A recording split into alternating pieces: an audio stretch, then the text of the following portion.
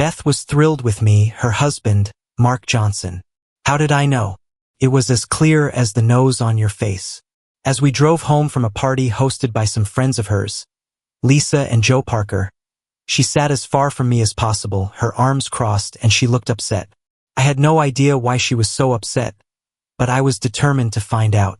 Well, I suppose she had every reason to be upset, considering I completely ruined her night. It was a big mistake, wasn't it?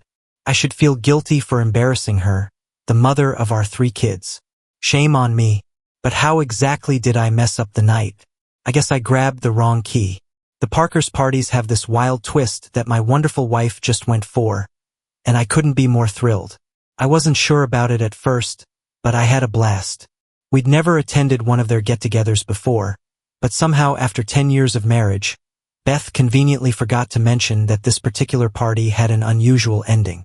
Apparently, all the wives were expected to do that, to toss their house keys into a bowl. Then, each husband would randomly pick one and spend the night with the woman whose key they drew, indulging in an evening of illicit pleasure. As the night unfolded, I discovered the true nature of the party, and I was thrilled. I'd never been so mad at Beth. Grabbing her by the arm, I pulled her into the kitchen. I couldn't help but wonder, did they know how this party was supposed to end? I asked, looking into her eyes. She looked back at me with a playful smile, completely unrepentant. Yes, I knew, she replied. I exclaimed, my voice ringing with excitement. And you didn't think to tell me? I asked, my voice alive with excitement. No, because I knew you wouldn't agree if I did. This is your story channel. If you haven't subscribed yet, please join us to stay updated with more real stories happening around you. She responded, cool as ever. You're absolutely right. I don't agree, and I still have a choice. Let's go home. We can't leave now. It would be rude. You'd make me feel really uncomfortable, she said. Besides, it's just one night. Could spice things up in our marriage. I can do without this kind of excitement, I shot back. Let's just apologize and leave, I suggested. We could really use some excitement, Mark. I need it. I just need a little excitement. Just one night, and I'll feel desired again, not just like a wife and mother. I shook my head in disbelief. I'm not interested in this, and I won't let this happen. Now let's go. Ignoring her protests, I gently guided her back into the living room, where everyone was gathered around the well-known bowl, eagerly awaiting the night's activities. Beth tried to pull away, but I held her fast. When I finally got to the bowl, I let everyone know. I said that I hadn't been informed about tonight's arrangement, and I wasn't going to share my wife with anyone. I eagerly dug through the bowl and pulled out our house key, which I recognized by its blue keychain. Holding it up for all to see, I declared, my marriage is sacred, and I don't condone this. There were a few grumbles from the crowd, but I didn't care. I turned to Beth, who was livid, her face flushed with embarrassment. I gave her an ultimatum. Beth, it's your choice, but decide now. Come with me and leave this nonsense behind, or stay and never come home. I'm leaving. The whole room went quiet as everyone looked at my wife. After a long pause, she spoke, her voice cracking with emotion. I'm sorry for my husband's behavior, she said to the group. I'd love to stay, but I suppose it's best if I leave. She followed me to the car, and although she seemed a bit reluctant, she did so without complaint. You're insufferable, I joked, playfully teasing her. She is, indeed. She is a good person, she hissed as we got in. How could you embarrass me like that in front of everyone? I'm sure we'll be invited to their parties again. Embarrass you? And I'm still a bit embarrassed by how you didn't tell me you were planning to sleep with another man tonight. You could have picked another woman, and we both would have enjoyed ourselves. I'm not looking for another woman, Beth. I've always been faithful to you, and I'm a little surprised to learn that after 10 years of marriage, you want to sleep with someone else. It'll just be the two of you, Mark. Just one night, out of all the nights we've shared. I know it's not too much to ask.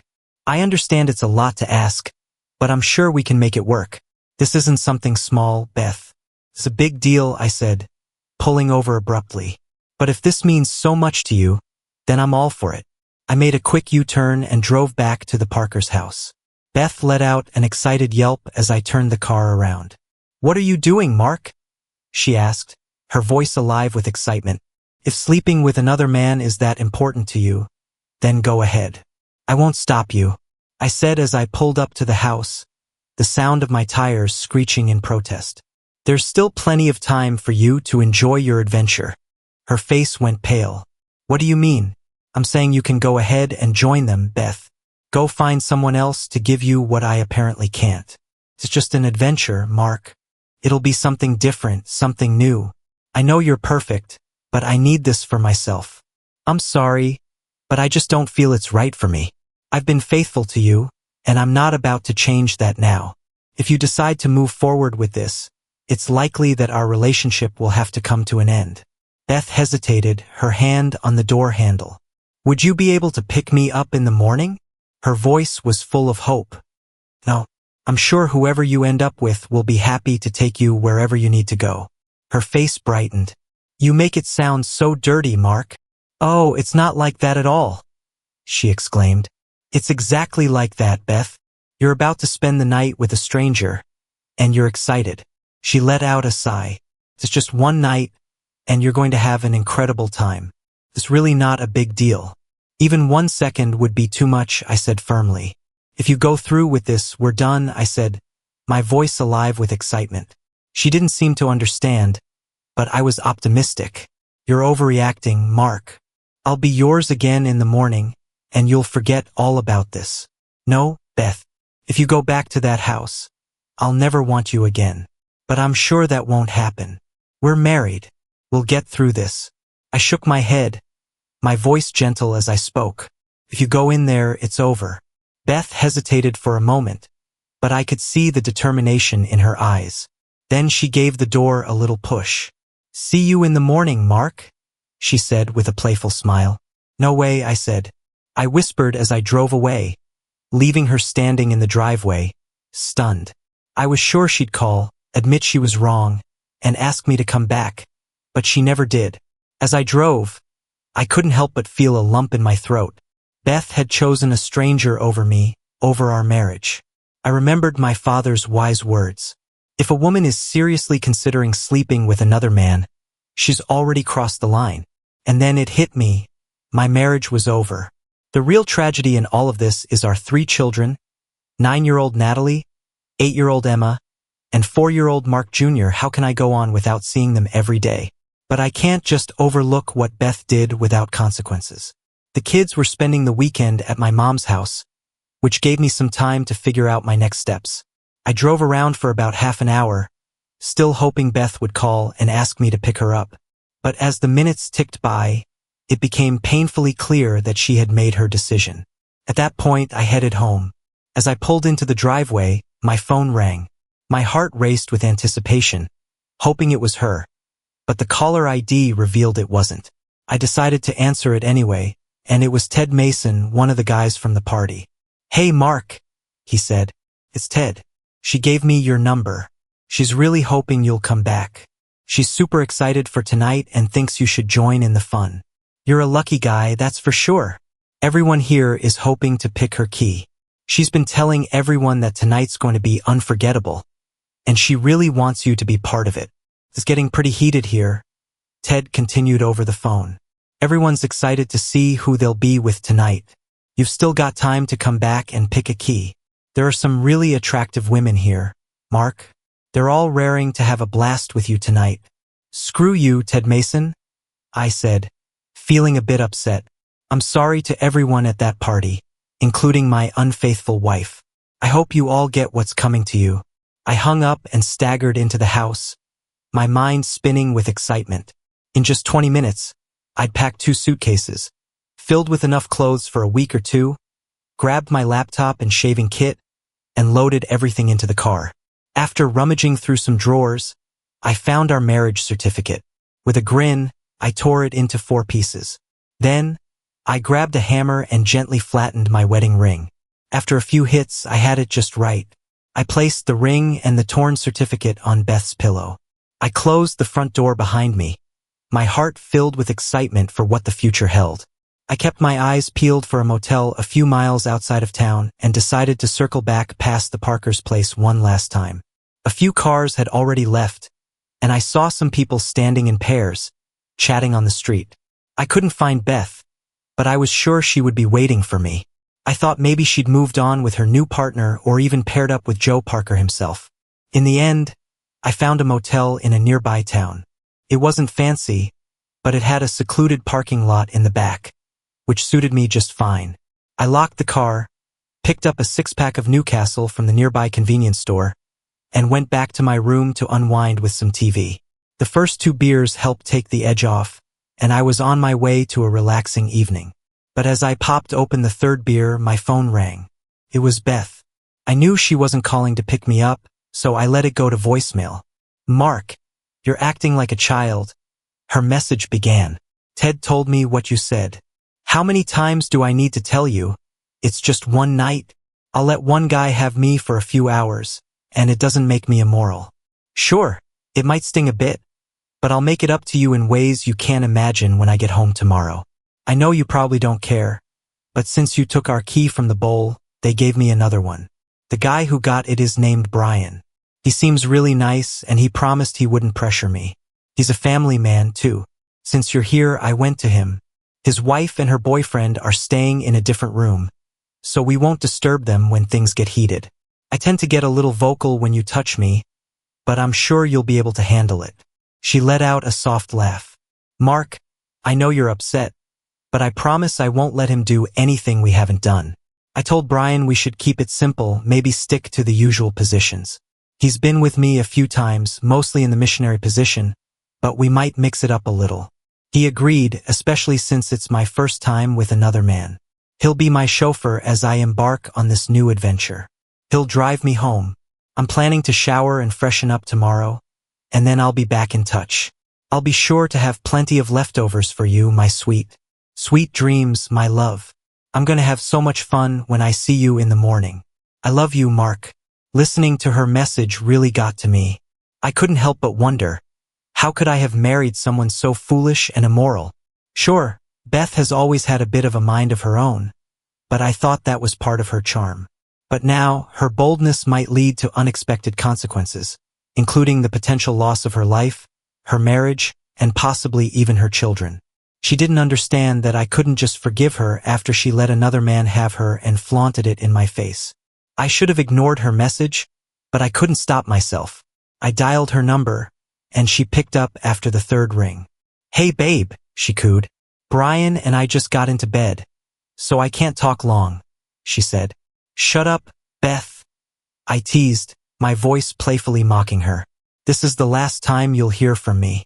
You have no idea what you've done, but you're about to find out. Enjoy your night with Brian, because when you wake up to my 'our marriage is over' text, you're going to be amazed. Got it? You're finished." Her voice faltered. "Mark, what are you saying? Don't be like that. I'm sorry, but I have to say that I hate you more than I ever loved you. I'm looking forward to hearing from my lawyer next week." And with that, I hung up. 30 seconds later, the phone rang again. It was her. I let it go to voicemail. "Mark," she began, her voice cracking with excitement. "Why are you doing this?" she asked, her voice filled with concern. "How can you say it? Those things to me. I'm your wife. Can't you just let me have this one night?" she asked, her voice alive with anticipation. "Brian and I are just getting started, and now you're ruining everything," she said, her voice tinged with sadness. "I'm excited to see where our relationship takes us, and I'm sure Brian feels the same. We're not getting divorced. I'll be home tomorrow, and we can talk this out. I'd come home now, but I promised Brian I'd be with him tonight. I'm sure we can figure this out. He's got my key, and I told him he's more than welcome to have me. I can't go back on that now." She paused, and I paused. And I was I heard her speaking softly, presumably to him. "Oh God, yes, Brian's ready. I'm so sorry, but I have to go. I love you, Mark. I'll always love you. See you in the morning." I felt a surge of excitement. Couldn't resist. I called her back, and this time the phone rang a few times before going to voicemail. It was clear that Brian had already claimed her. I left her a final message, Beth, it's clear you're with him now. You're enjoying every new sensation he's giving you. I'm sure you're having a blast, and I'm excited for you. I'll miss you, Beth, but I'm happy for you. You've kept your promise to Brian, but I'm sad that you couldn't keep your vows to me. You're an adulterer now, and I'm excited to see what the future holds for you. From this point on, you're free to embark on new romantic adventures with other men, and I'll be cheering you on from afar. I wish I could have been there for you, Beth, but I understand. I totally get why once she was involved with a man, she became consumed, and nothing else mattered. I'm not sure if she even got my last message, but I'm excited to see what happens next. Either way, I'm rooting for you. Our marriage was over. I downed the rest of the six-pack, trying not to think about Beth lying in bed with Brian. I couldn't help but feel a twinge of sadness as I thought about the things she used to do with me. But I knew she would.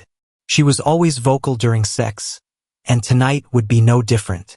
The beer finally took its toll, and I passed out, tears still rolling down my face. A few hours later, I woke up, and the harsh reality hit me again. My wife had betrayed me, and I had to figure out a way to protect my kids.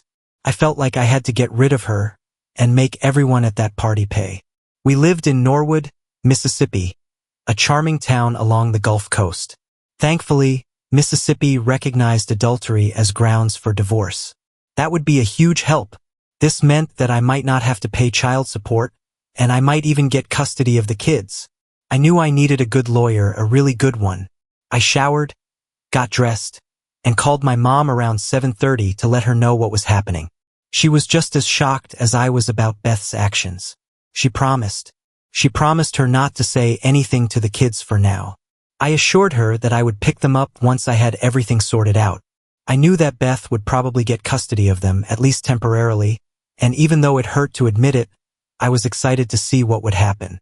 She'd always been such a good mother, but after last night, I couldn't think of her the same way. After a really nice chat with my mom, I went to a nearby diner for breakfast. Just as I was about to park, my phone rang again. It was Beth. I didn't answer, but she called again. When I didn't answer, she left a voicemail. In a soft, emotional tone, she said, "Mark, please answer the phone. What do you mean you might never see me again? What's going on with those divorce papers? I know we've had our fair share of disagreements, but you can't just leave me, Mark. I'm not going to let you. Our kids need both of us. I'm surprised and disappointed that you chose to destroy our marriage certificate and throw away your wedding ring. You promised to wear it forever. I didn't think you'd go this far. I love you so much, Mark. I just needed that special night with Brian, and it was amazing. He made me feel so alive. I'd forgotten what it was like to laugh and scream at the same time. But as incredible as it was, you're my man. You're the only one I want. I'm going to fix this. Please come home so I can show you how much I love you." Her voice cracked again, and she broke into more sobs. "Mark, I'm begging you, please understand," she continued, her voice quivering with emotion.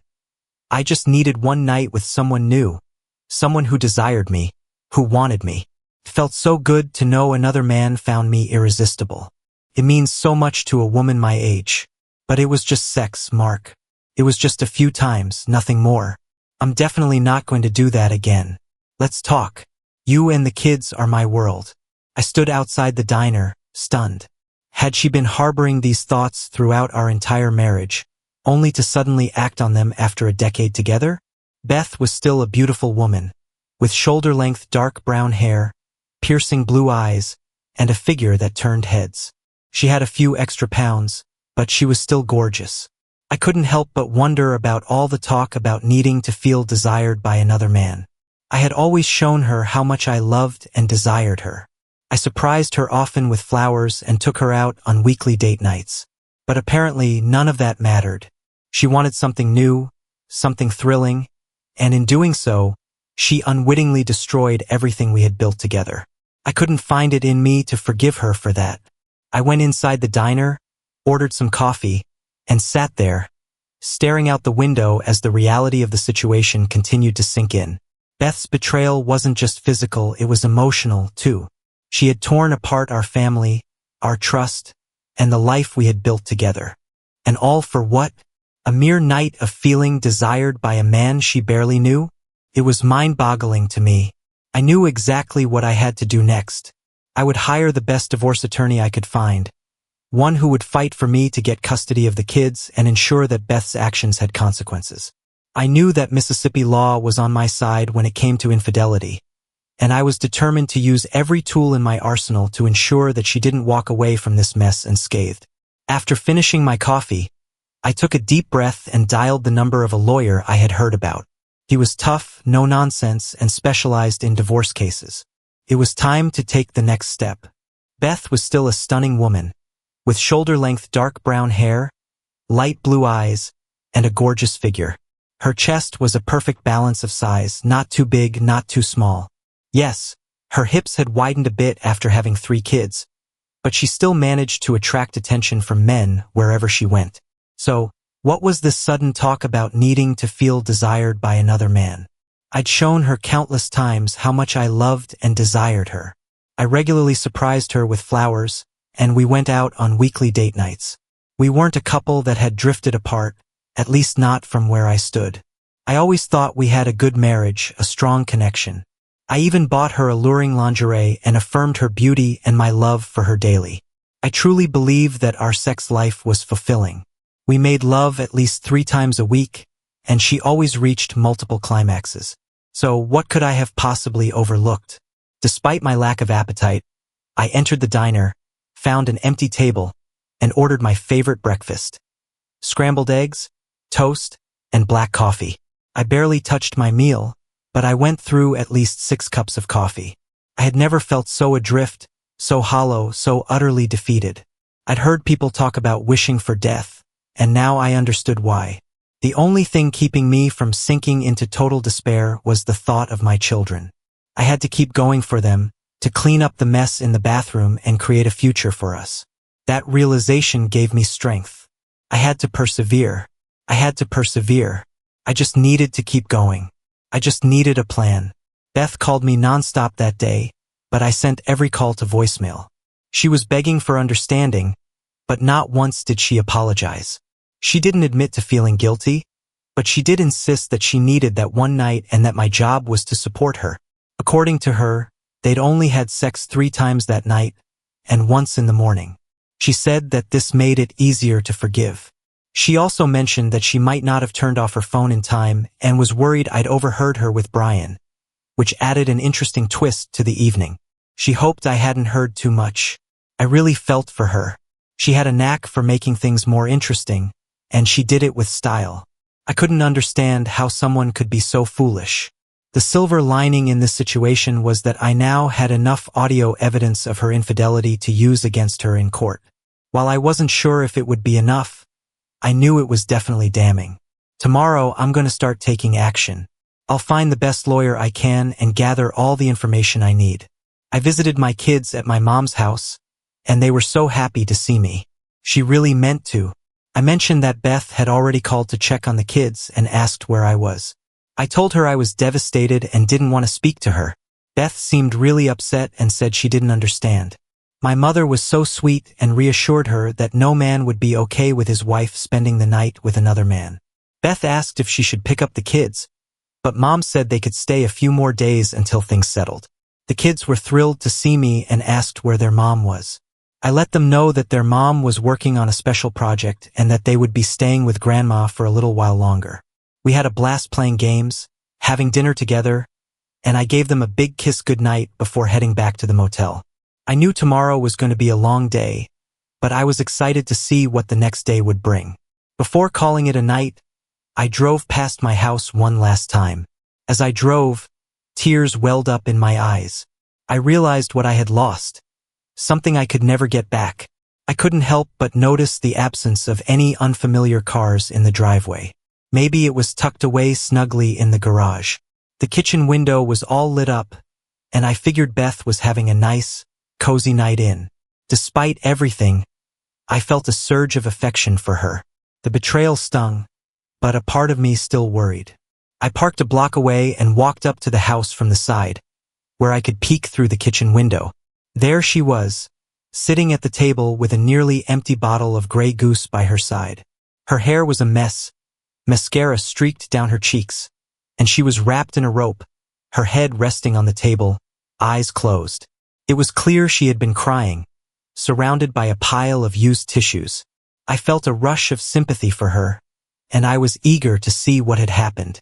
She had made her choices, and now she had to live with them. I felt a warm sense of understanding and empathy for her, and I resisted the urge to knock on the door. Instead, I went back to my car and drove away, feeling a bit more at ease. Maybe she was finally beginning to realize the magnitude of her actions. If she needed comfort, she could always go to Brian. Monday morning came, and I had a busy day ahead. I went back to the diner for breakfast, and this time I ate my eggs, toast, and coffee. After finishing breakfast, I called my mom to speak with each of the kids, reassuring them that I'd be home soon. Then, I contacted my office, letting my assistant know that I'd be dealing with personal matters for the next 2 days. She asked if everything was all right, and I told her I'd explain later. During my last year at Ole Miss, I had the pleasure of rooming with 2 close friends, Doug Lewis and Liam McRae. We'd kept in touch over the years, though we didn't see each other often. While I was pursuing a degree in computer science, Doug was studying business administration, and Lee was going into law. I decided to reach out to them for advice. I gave Doug a call, inviting him and Lee to meet me for drinks later that evening. I explained that I needed their expert advice on something important, and Doug was happy to set up a meeting at a beachside bar around 5. I got there a little early, and I was super excited to see them. Lee showed up first, followed by Doug 10 minutes later. After we greeted each other, we settled at a table on the patio, ordered some tasty beers, and raised our glasses for a toast. "So, what's on your mind, Mark?" Doug asked, his eyes lighting up with curiosity. Doug asked. "Your call sounded serious." I took a deep breath, ready to share. "Beth cheated on me and didn't even try to hide it," I confessed, laying out the entire story. "Oh, that's rough," Doug sympathized, shaking his head. "I can't believe she'd do that."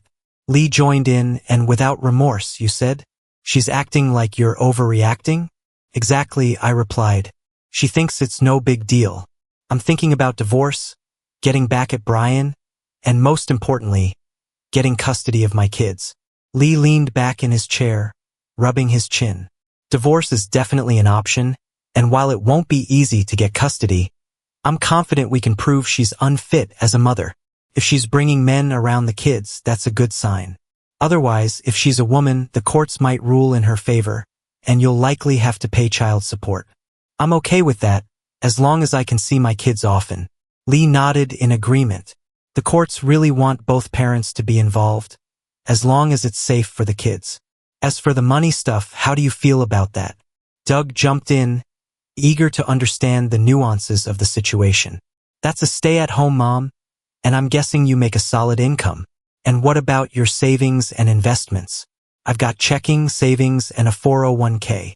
I've got savings, a 401k, and I have IRA and a few other investments.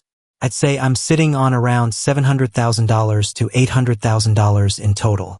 The court is likely to split it evenly, which is great news. It looks like Beth will probably get the house in custody of the kids, which is understandable. But, if you can prove that she's been unfaithful, you might be able to avoid paying alimony. Do you know a good divorce lawyer?" I asked around. "I'm happy to tell you that one of the partners at my firm is one of the best family law attorneys in Mississippi. Her name's Sandra Simmons. I'd be happy to set up a meeting so we can discuss how she can help you. I'm here to help, and I'd love to meet with you soon. I'll also look into ways to protect some of your assets," Doug added. "Just send me all your financial details and I'll get started right away." We toasted again, had a few more drinks, and then called it a night. For the first time in days, I felt a glimmer of relief. There was still a long road ahead, but at least I had a plan now. On the way back to the motel, my phone rang again. It was Beth. After a short pause, I realized that I knew I'd have to face her soon, so I pulled over and answered. "What do you want, Beth?" I asked, trying to be as straightforward as I could. What could I say to make her understand? "I want my husband to come home," she said, her voice trembling with emotion. "Unfortunately, your little escapade with Brian makes that impossible." I replied, trying not to get emotional myself. Please, don't say that, Mark. Don't you dare say that. It was just one night after 10 years. That's not something that should lead to divorce. In Mississippi, infidelity is grounds for divorce, but I'm sure we can work something out. I shot back. Why do you keep calling it cheating? It was just one night with someone new, just a fling. When a married woman engages in sexual relations with another man, whether it's for one night or 1 second, it's considered cheating. I let him know that if he went through with it, it would be over between us. I meant it. Her sobs echoed through the phone. Please, Mark, you can't do this to me. You did this to yourself, Beth. I said. What happened to you? Are you on some kind of drugs? Or did you just have a complete mental breakdown? You didn't think about me, our kids, or how this would affect our family. You just had to have your night with Brian, and now you're going to face the consequences. I never wanted things to be this way, Mark. I didn't mean to hurt you. I just wanted to try something new. I love you.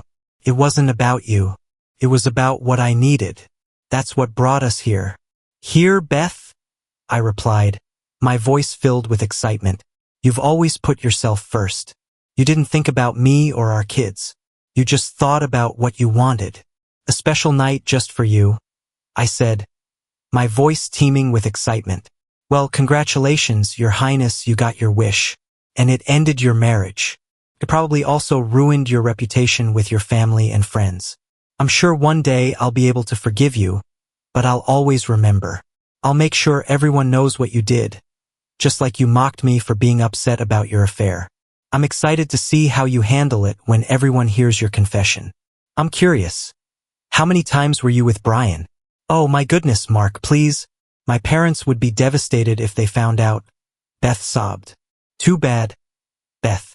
You should have thought of that before you made your bed. Now you've got to lie in it. You're making this seem like it's no biggie, like it's as simple as getting a parking ticket or forgetting to return a library book. You threw away a solid 10-year marriage with a man who adored you for a night of cheap thrills with a stranger who only cared about his own pleasure. Does it feel good, Beth? Remember, Brian slept with you 4 times and it cost you your family. I asked, my voice alive with excitement. I didn't have to lose anything, Mark, she shot back. You should have loved me enough to support me and let me do it, she said. Are you out of your mind? There isn't a single sane man on this planet who would support his wife having an affair just because she wanted to try something new. It doesn't work that way, Beth. You should have known that. What were you thinking, Beth? I asked. I didn't expect you to be this upset, she admitted. Seriously, Mark, what's the big deal about letting another man have me for a night? She asked playfully. I love you, Beth. I just want to try new things. I've heard about couples hooking up at the Parkers' parties, and it intrigued me. Why can't a husband or wife have a fling with someone nice and safe? Enjoy the experience and explore new sensations. I stared at the phone, disbelief giving way to excitement as she continued. I just wanted to experience another man's touch. It didn't mean I loved you any less, Mark. It just meant I needed something different, just once. I would have committed myself to you, and then we could have enjoyed it to the fullest.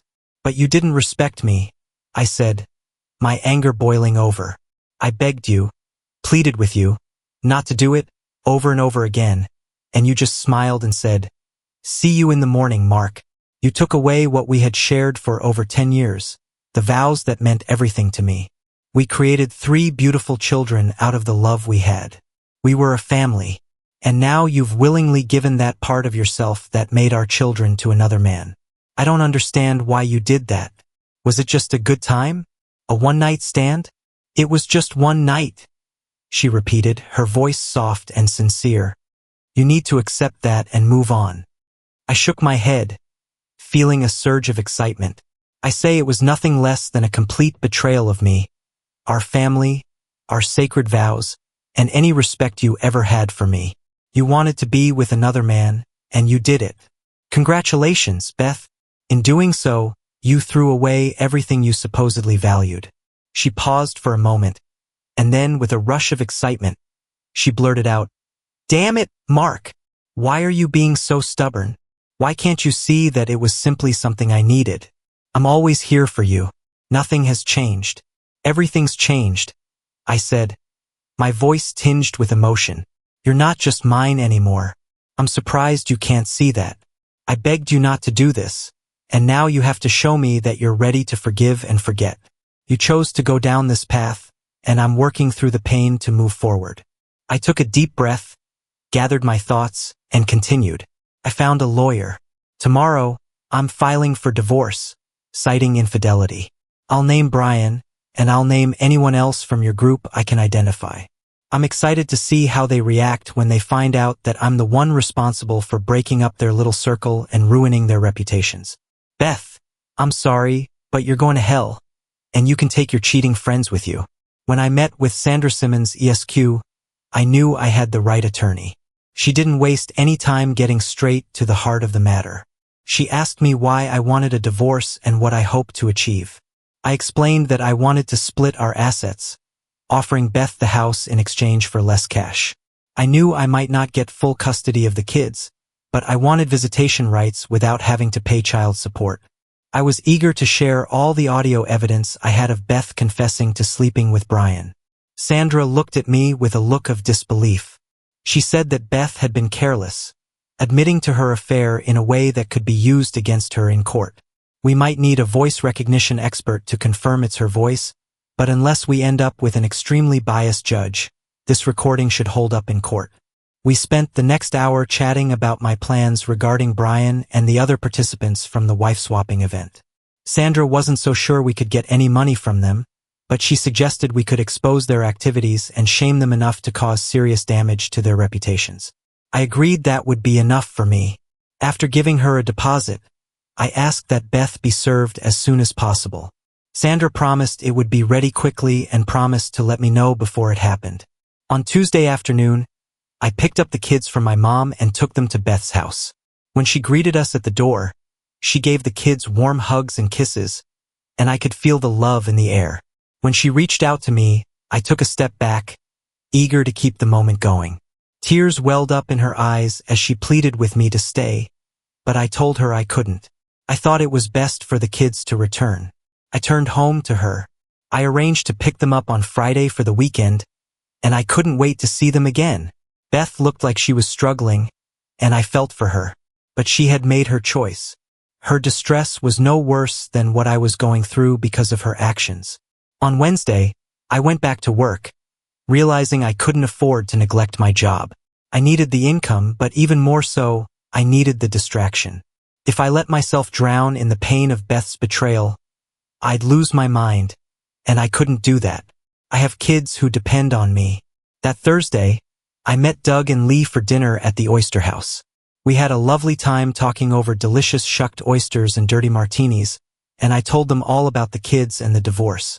Doug was still looking for ways to protect some of my assets, and I gave him the green light to proceed. It wouldn't be much, but it would help in the long run. We came up with a great plan to put an end to the wife-swapping club without any risk of slander lawsuits. Lee had a friend who worked as a reporter for the Biloxi Sun-Herald, which was great because it meant we could get the word out. He was confident that if I provided him with the address of the Parker house and the approximate time the group met, he could expose them. He was going to write an editorial about the wife-swapping scene, hinting at the involvement of local businesses without naming names. This would cause a stir among the city's religious community, creating some real challenges for the group. I shared with Lee whatever little information I had, and he said he'd handle it from there. We shook hands and went our separate ways, and for the first time in a long while, I felt a sense of relief. The weekend with my kids was absolutely wonderful. We went shopping, saw a movie at the Grand 18, and spent a day at the beach, swimming and playing frisbee. My children were my number one priority, and I swore I would never abandon them. On Monday, Lee called with the best news. His reporter friend was already working on the story and had taken some great photos of couples entering the Parkers' house. Though the faces would be blurred, people in a small town like ours would easily figure out who they were. Lee said it could be on the front page by the end of the week. Meanwhile, my dear Beth kept calling, begging me to come home, and promising to do anything to make up for what she'd done. She never apologized, but that didn't matter. She never admitted that she was wrong. By Wednesday, My lawyer let me know that Beth would be served with divorce papers on Friday. Doug also called with more good news. He'd already moved about a third of my money into accounts under my children's names, ensuring it was protected from any future claims. That same day, Lee told me that his friend had staked out the Parker house and was ready to get more photos at the next wife-swapping event, scheduled for Friday night. He also wanted to interview me for the article. I was thrilled and agreed to the interview, feeling a sense of closure starting to take shape. On Friday, my lawyer called around 2:30 to confirm that Beth had been served. I knew what was coming next, and sure enough, my phone rang within minutes. "Hi, Beth," I said, my voice warm and inviting, knowing exactly what she wanted to talk about. "What did you do, Mark?" she demanded angrily. I told her that I had filed for divorce, just as I said I would. "I told you there would be no divorce. Spending one night with another man isn't cheating," she cried, her voice cracking. I respectfully disagreed. "Having sex with someone other than your spouse is cheating, Beth. That's how the law sees it, and that's how I see it." Her tears were almost palpable over the phone. "Why are you so angry with me? Mark, I love you. Brian and I had an affair, that's all. But, my dear, an affair isn't everything. You had sex with another man. I know you didn't mean to do anything wrong, and I understand that. But you've still betrayed me, and now it's time to face the consequences. Goodbye, Beth. I hope you find happiness." With that, I ended the call. The hardest part of all of this was that, despite everything, part of me still loved her. I knew that feeling might never go away, but the trust was shattered, and that meant our marriage was over. I knew I should stay away from the Parker's house that Friday night, but I couldn't resist the temptation. I was eager to see if Beth's car would be there. I was thrilled when I found out that wasn't the case, but I was also excited to see what would happen if she arrived with someone else. While couples were usually required to attend together, I knew they had made an exception for her before, and who's to say they wouldn't again? I parked a block away, eager to see what was there. I had a hunch the reporter was staying at the van. I silently wished him well as I drove off into the night. Later, Lee's journalist friend called to ask more about the event, and I was happy to share more details. He mentioned he had captured over 100 photographs and had already recognized several prominent couples in the city. He said that some people didn't even bother hiding their identities, which I thought was really interesting. After confirming that Beth wasn't among the attendees, he asked me to describe the key-swapping process. I hadn't seen it firsthand, but I relayed Beth's account and what I'd overheard from other couples. By Sunday, the article made it to the front page of the Biloxi Sun-Herald, and people all over the city were pretty upset about it. The front page featured a big photo of couples going in and out of the house, their faces blurred out, but you could still easily tell who they were by their clothes or cars. The article continued with 4 more pages of photos and a detailed write-up. By Monday morning, the whole city was buzzing. Local radio and TV stations were all over the story. For me, it was a bittersweet victory. The religious community had erupted in protest. Civic leaders condemned the city's tarnished reputation, and lawsuits were flying left and right. But you know what? All I could think about was the pain I had endured because of Beth's betrayal. She kept trying to make things right, but it was hard. In the end, our divorce was finalized, and I was granted joint custody of the kids. She got the kids on weekends and I got them during the week. It wasn't the ideal situation, but it worked. In the end, I felt bad about making her look bad by sharing the audio of her confession with her family and friends, so I didn't.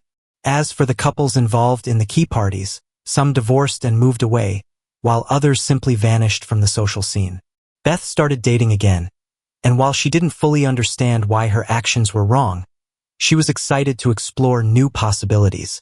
I dated a few women, but I never found anyone I was ready to settle down with. Some of them wanted to move in, but I just wasn't ready to hand over the key.